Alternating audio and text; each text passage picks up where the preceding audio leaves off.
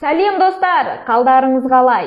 Егер әйел адамда жыныстық гормондарды тапсыруға сізге дәрігер тағайындаған болса, осы гормонды қалай тапсырамын, қай кезде тапсырамын деген сұрақтар туындайды.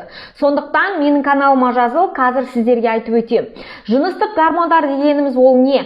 Ол бірінші ФСГ, ЛГ, прогестерон, тестостерон, эстрадиол, сонымен қатар антимюллеровый гормон, және ұмытпайық, пролактин гормоны болып табылады. Осы гормондарды тапсырамыз.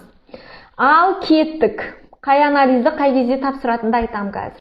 Эстрадиол, тестостерон, пролактин, ФСГ, ЛГ гормондарын біз менструалды цикл 3-7 күндер аралықтары тапсыруымыз керек, міндетті түрде. Ал прогестеронды менструалды циклдың 21 күні тапсырамыз. Бірақ сізді емдейтін дәрігер басқа да тағайындар жасауы мүмкін, қай кезде тапсыруыңыз керек туралы.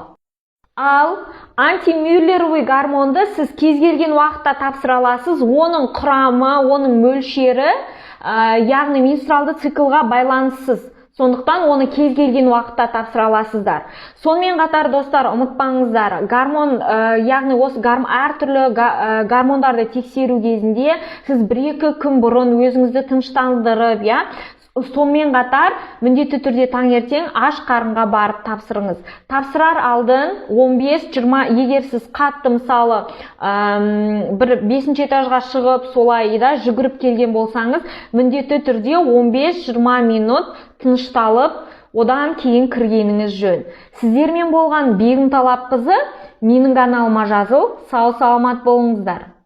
Керек деген адамға жіберіп қой.